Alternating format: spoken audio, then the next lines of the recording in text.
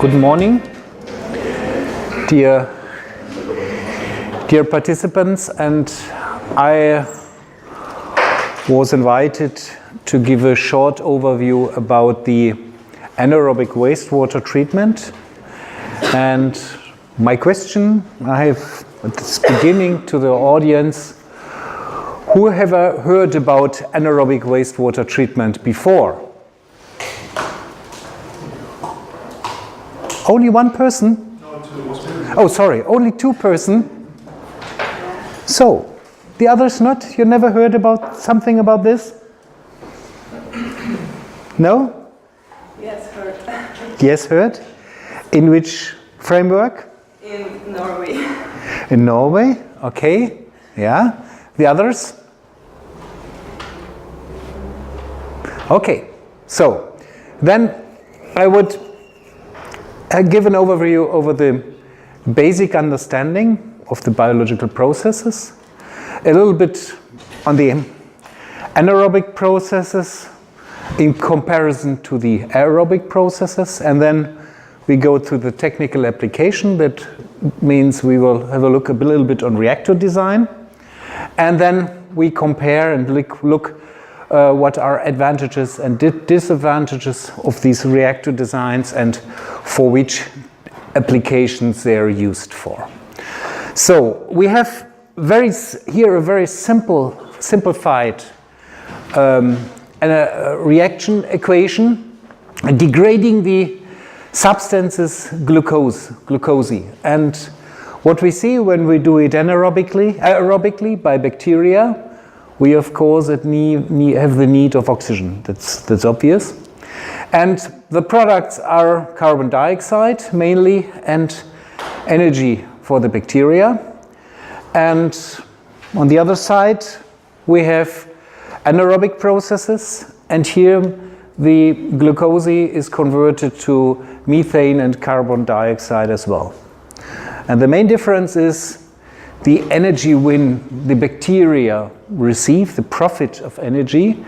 You can see that the energy profit for the aerobic bacteria is much higher than for the anaerobic bacteria, and this has an impact on the technological application. So when we look aerobically, when we have COD and we take the COD as a unit for organic substances, and as a rule of thumb we can say that 50% of the COD is converted into sludge.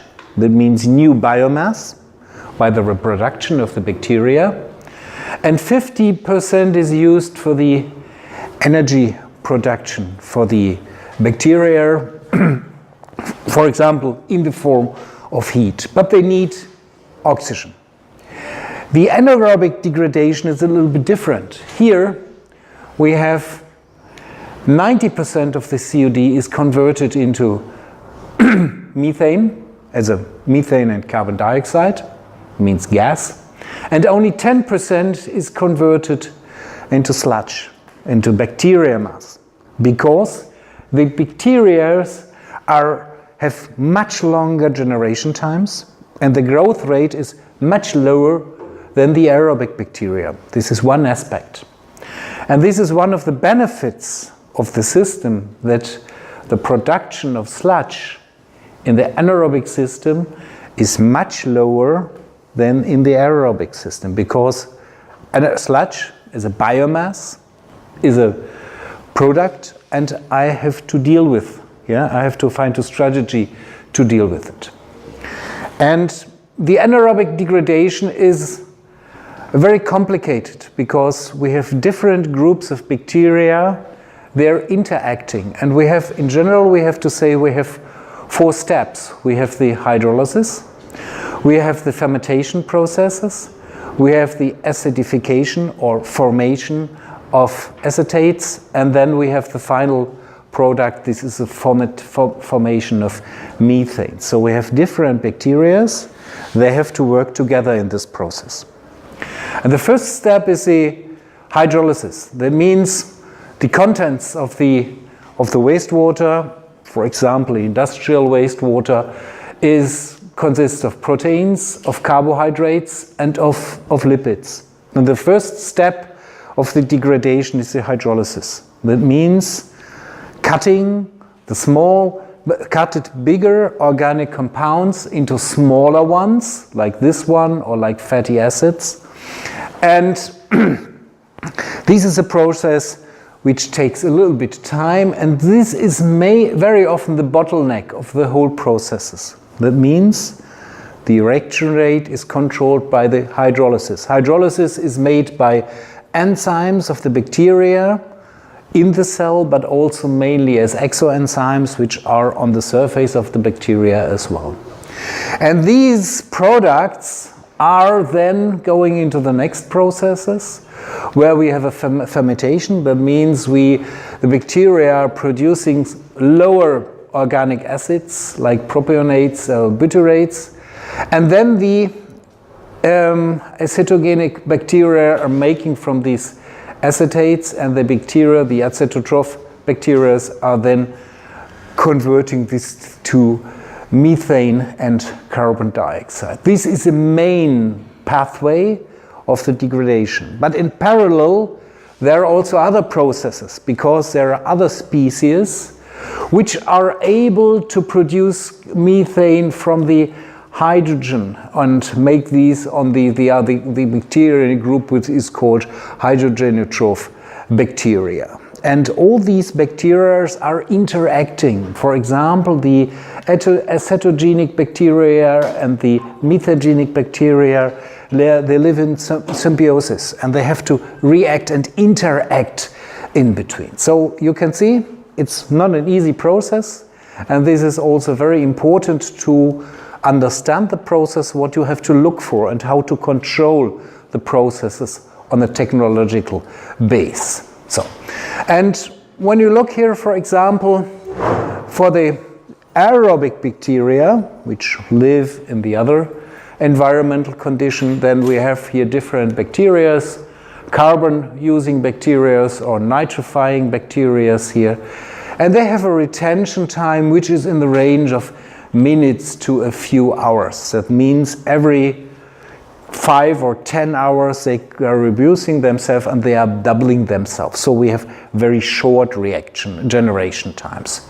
The anaerobic bacteria are much slower, because here we can see the two species, the acidifying bacteria and the bacteria who are building methane. And you can see here we are in another range. Here we talk about much higher values for the substrate or for converting of the proteins, and the methagenic bacteria, they are only a few species, but they have a very long generation time, and this is very important for the later understanding of the processes, and we see these later on and look what is a technical impact on this. So they are here very, very slow, much slower than the other ones, and that's what we have to take into consideration for the technical design. And the other fact is that these bacteria, they have also a temperature optimum. So they want to have a good temperature condition. That means the activity here, the highest activity they have on the level of 35 to 40 degrees. And similar to the temperature we have in the human body. So we talk about the mesophil bacteria, but there are also another bacterial group that were here on another, they have another temperature optimum. They are thermophilic bacteria. They have the temperature optimum at 55 degrees. And when you look at the curves, you can see that the peak is very narrow. So you can see that's very sensitive to temperature changes. Yeah. So we have to be aware that in the technical realization, the temperature must be very close to the optimum. Here for the mesophilic bacteria, the range we can work is a little bit wider, and that's easier to handle. That's one of the reasons why we prefer working this under mesophilic conditions, because the processes under thermophilic conditions are much more sensitive. yeah, and much more different to control. Therefore, more than 90% of the applications are working in the mesophilic range and not on the thermophilic range. So, that means, as a very brief conclusion, we can say anaerobic treatment is another way of degradation, and it's helpful or useful when I have very high COD concentrations, like I have in the industrial wastewater. And the bacteria have a much better loading behavior. That means I can, compared to aerobic processes, I can work with higher volumetric loads. That means smaller volumes are required, which is necessary, which is important for the technical application. I have low sludge production, much lower, 3 to 10 times lower than for aerobic treatment, and that's very important for the application in the industrial cases, because industrial wastewater is ever an appendix, or wastewater treatment in industry is ever an appendix on production. And the companies want to produce something, they don't want to treat wastewater. So they're intended to work on a low cost base, and therefore this is recommended because they have not lower costs for the sludge treatment. And the costs are ever very important. I have a very low energy demand because I have not the necessity to aerate the systems. So I can save money because I have only to steer it and to heat it and not aerate the systems. And when you know that for the wastewater treatment, approximately, for the aerobic wastewater treatment, approximately 60 to 80% of the costs are caused by the aeration, this is a very important thing. And we have another benefit, which is a biogas, which can be used for heating or for the production of electricity.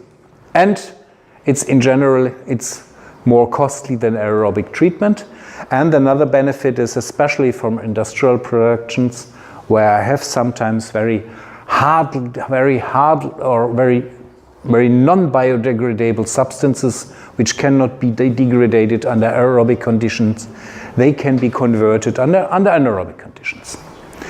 And it's suitable for hot climates. That's also a good aspect. So the disadvantages of the anaerobic treatment is that the degradation process is not so good as it is under aerobic condition. Therefore, I often lead a post-treatment, which is then required. And I have to be aware of the balance of the fatty acids.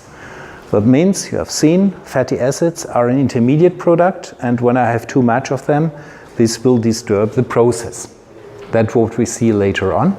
And the bacteria are very slow-growing bacteria. That means for the start of this process, I need time until the bacteria are adopted to the degradation process. But when they are adopted to the process, then they work pretty well. And I have sensitivities. I will have a look on it. So I have a sensitivity towards the changing of temperatures, towards changing of pH values, and also to changing inhibition concentrations, and therefore I have to make a detailed monitoring system, mainly pH controlled or control of the organic acids or whatever. So, and we have different systems which are used in anaerobic wastewater treatment, and so we can first separate the systems with accumulated biomass and without accumulation of biomass. In the technical application, the accumulation of biomass systems are the mainly used biomass systems, and we have them with separation, that means sedimentation and returning the biomass, like we have these in aerobic systems, but they are not very common in use. We have biofilm systems, like fixed submerged biofilm materials, but what is much more often you can find are systems with the aggregation of pellets or with the aggregation of flocks. And I will put the focus on these systems. We can see later on in the technical application why I did this. So the first step on the development was the idea to make pellets. That means to initiate pellets in this anaerobic digestion process, or you can say instead of pellets, you can say granulars. And these granulars, we can see later on a photo by this, are accumulation of bacteria in a grain, and they have a good sedimentation characteristic. And the system which was the result was a USB system, which is named as upward flown anaerobic sludge blanket reactor. And here you can find everything what is the characterization of the reactor. That means we have a reactor, and the reactor has an influent on the bottom, and then we have such thing we call sludge bed. This is the accumulation of the biomass, a sludge bed, and this sludge bed is degrading the organic substances, and the granulars or the pellets, they have a size of approximately 2 to 3 millimeters. They are completely anaerobic.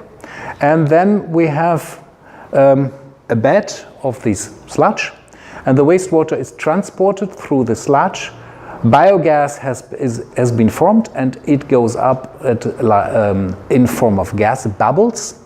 And on top of the reactor, or sometimes on the side, it depends a little bit from the company which is delivering it, we have a three-phases separator. That means the granular will settle down and will go back in the reactor. The gas is captured on the top, and it will be used, or can be used, mostly it's used, and the treated water is here the effluent. So this is a main element of the reactor, and companies are offering the system. They have all different systems, but in general they have the same basic idea. For example, this is such a reactor from a paper mill, and this is a graph from a Dutch company which is offering it. So you can see the inflow, the distribution of the inflow. We have the sludge blanket, which is the volume here, and then we have the gas bubbles and the three-phase separators that you can see different caps where the gas is collected, and this is then the effluent, and the trapped biogas is then transported to a combustion or a gas engine for the production of energy. Yeah. So the pellets, what are there? The pellets are the accumulation of bacteria, and here you can see a millimeter dimension, and these pellets, they are accumulated biomass, and you can see these black holes. These are very small channels where the biogas is transported out of the flocks, out of the granulars. And when you cut them in pieces, you can see a little bit the composition. So there are different bacteria, different substances, and into the flock. And we can say that mainly in the inner part in the outer part we have the hydrolysis processes, and we have the fermentation processes. And the inner part are the acidifying bacteria and the methane producing bacteria. So they have different zones in the pellets. And then we have a transport question to transport the gas out of the pellets. And for this channel in the pellets are used. And there are different, you can have a look in the internet, and there are a lot of forums there showing nice photos of all this, that you can see here the methane growing bacteria accumulated in the core of these granulars. Yeah? And the settleability of these granular sludge is quite good compared with flocculants or dispersed sludge. You can see after a settling time of 5 minutes, you can see that we have a very good separation of the bacteria mass from the liquid, and that is one of the reasons what is the benefit of these sludge blanket systems. So when we go for technical applications, we have a wide range of loading we can use for the design, and we can approximately say the rule of thumb that we can load such a reactor with 10 kilograms COD. But do they need light actually? No, it's completely dark because they receive their energy, they are not phototrophic bacteria. They receive their energy only from the organic substances. They don't need any light. Yeah. So, and the ratio of COD towards the organic biomass, here a number is given, and the retention times in these sludge blanket reactors is around 4 to 6 hours, very short for a treatment. And the sludge concentration can be very high in the reactors, in the sludge blanket, up to 100 kilogram per cubic meter for the sludge blanket. And when I calculate this for the whole reactor, it's a little bit lower because only part of the reactor is fulfilled with these granules. Yeah. So, and to keep the sludge blanket in motion or in a fluidized situation, we need an upflow velocity of the input of 0.3 to 1 cubic meter per square meter and hour. And these systems are very well known. We have a very good knowledge about this. They are very robust, and they can start very easily when you inoculate these with granules from another reactor. You can transport it from another plant into your reactor, and then it starts immediately. Yeah, that's very, very simple. And the benefit is the anaerobic bacteria, in general, they are very sensitive towards stress, hydraulic stress. That means pumping and such a thing. And here the stress rate is very low. And you can by this gas upflow, you have a quite good mixing in the reactor. But the disadvantages is you need these pellets. And the forming of the pellets, there are few inhibition factors. When the calcium concentration is too high, this influences the forming of the pellets as well. The same is for the iron concentration. If the iron concentration is too high, then the forming of the pellets will be difficult. The wash out of the pellets is possible, so you have to be aware of the hydraulic behavior of the reactor, and the reactor is very sensitive to high solids and to fatty substances. Therefore, if you have solids in your wastewater, you have to make a pre-treatment, for example, by flotation or whatever.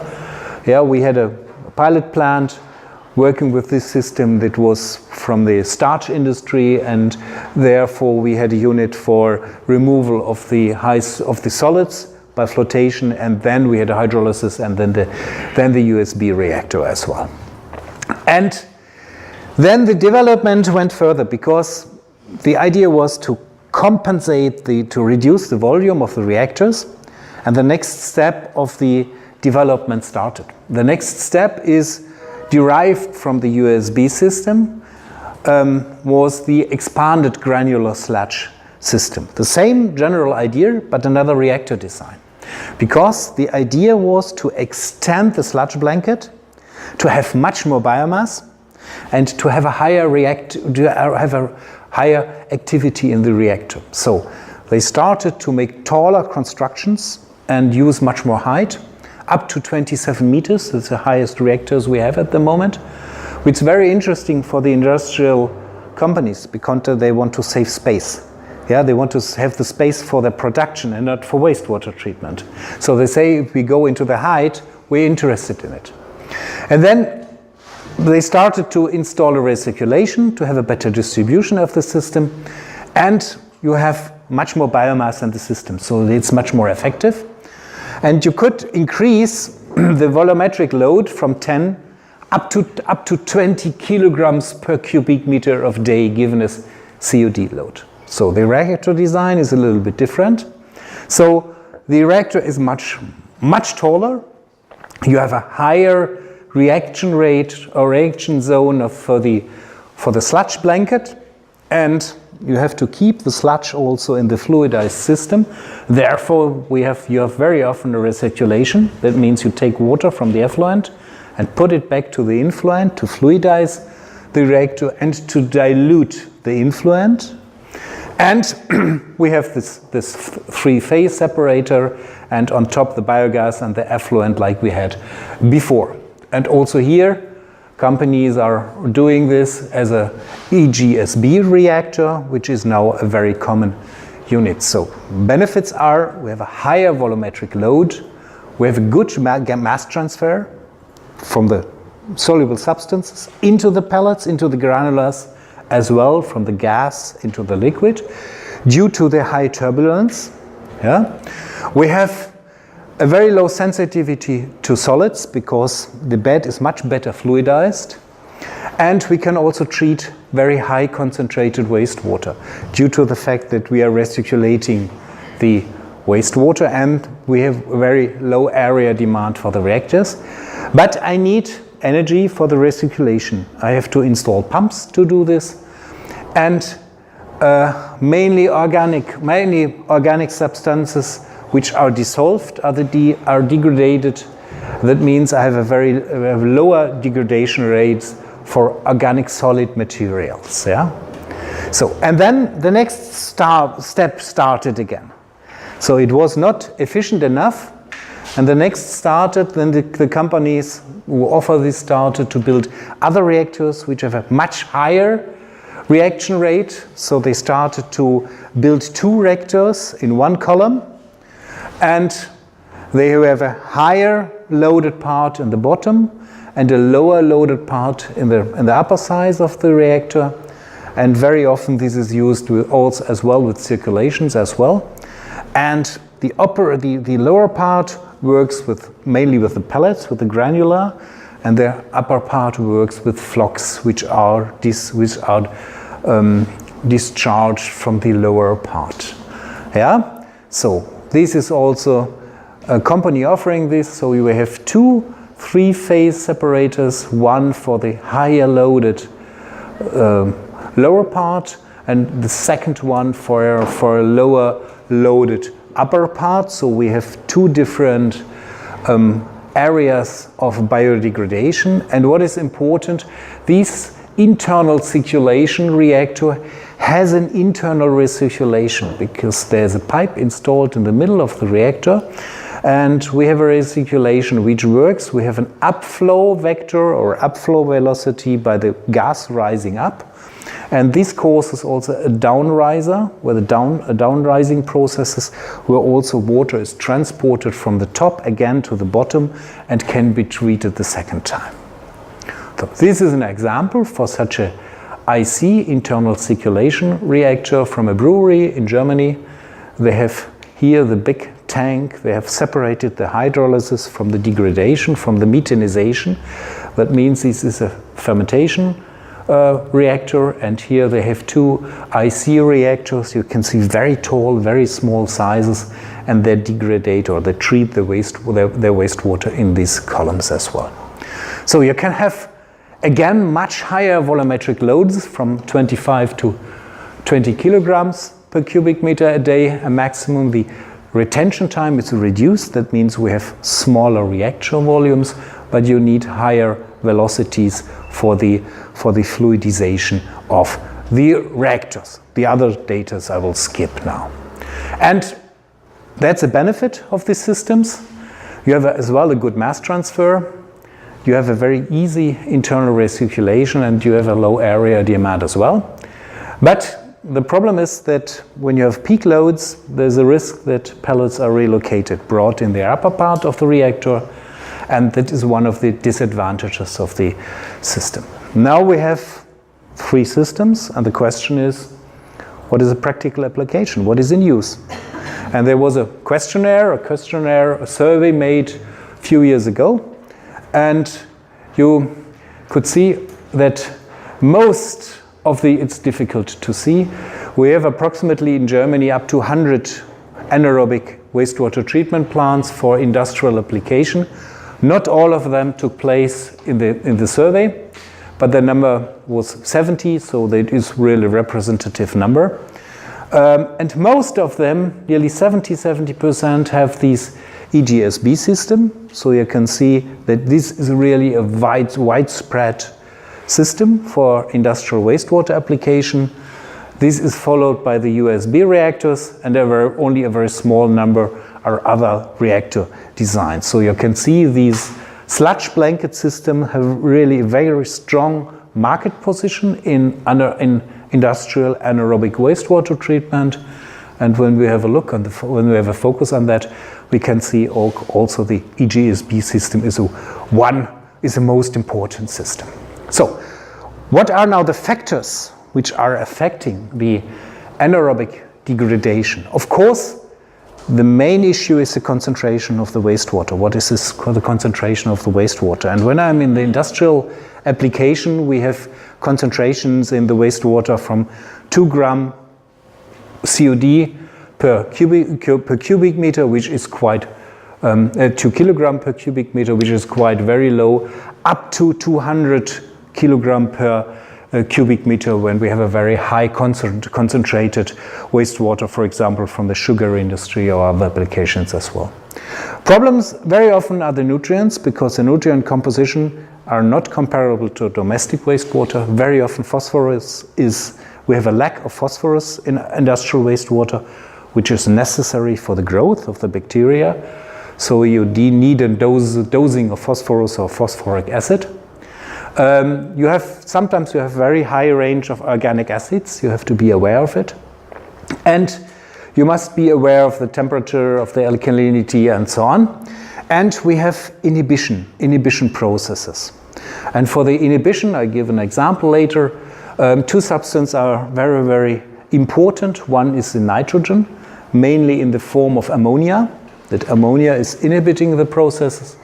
And when you look, for example, for tannery industry, or paper industry, they have sometimes very high concentration of sulfate and sulfide. They can also inhibit the process, and there we have to be aware of.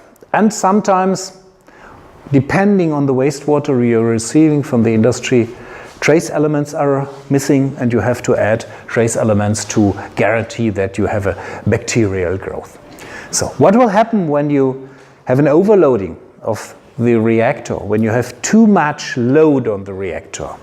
And this question we can answer with the generation of time of the bacteria. When we offer the bacteria too much food, that means too much organic substances, then the growth of the acidifying bacteria will be much faster than the growth of the metagenic bacteria. That means they are producing much more organic acids, and these organic acids are in the risk of inhibiting the metagenic processes. Therefore, it's also important to survey or to observe the organic volatile acids to be below a critical mark, so the metagenic bacteria are able to degrade the substances as well. This is a very important thing.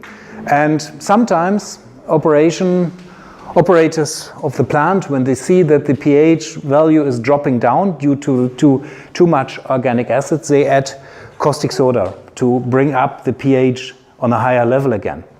But this is the wrong step, because the concentration of the volatile organic acids remains, and they are inhibiting the process.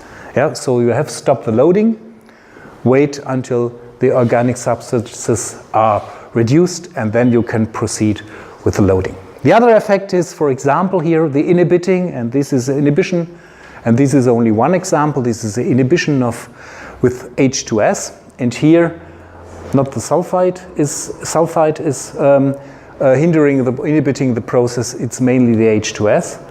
So you have, depending on the H2S concentration, you can have in the range also of neutral pH values. You can call also inhibition. You must be aware of it.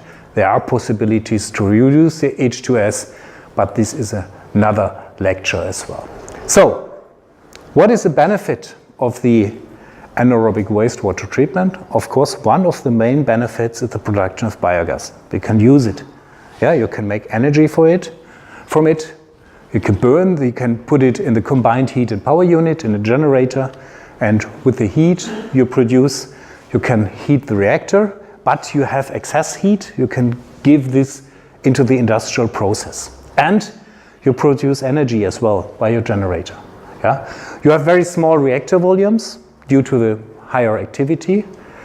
The disadvantage is that nutrients are not degraded, so you cannot remove phosphorus or nitrogen with these systems, only organic substances, which is mainly the problem in industrial applications. And you have to be aware that the conditions are right. The conditions for pH, temperature, volume, the composition of biogas you have to survey. And you have to be aware of disturbances, because when you have disturbances in the processes, they are ever very expensive, because then you reduce your gas production, you change your composition of the gas, you cannot burn the gas even, and you need more analysis to survey the system. Therefore, a stable process is very important. Okay, that was an overview, and now I want to have the reflection from the audience. I would ask, what is in your mind? What are the main differences between aerobic and anaerobic processes?